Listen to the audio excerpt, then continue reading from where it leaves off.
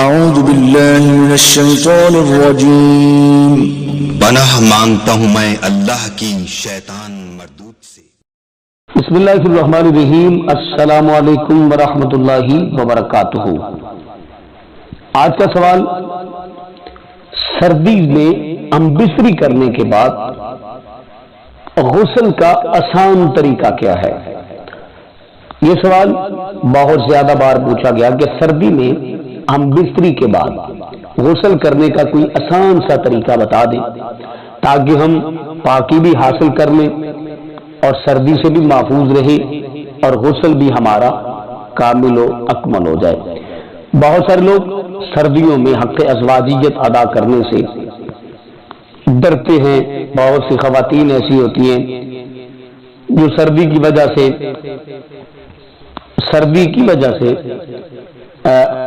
شوہر کا حق ادا کرنے سے انکار کر دیتی ہیں۔ بہت سے شوہر سردی کی وجہ سے بیوی کے حقوق ادا کرنے سے انکار کر دیتے ہیں۔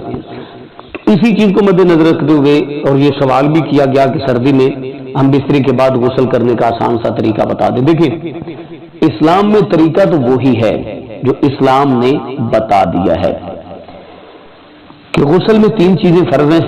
نمبر 1 کلی کرنا، نمبر 2 ناک میں پانی ڈالنا، نمبر 3 پورے بدن پر سر کے بالوں سے لے کر پاؤں کی تلیوں تک پورے بدن کو اچھے طریقے کے ساتھ دھونا۔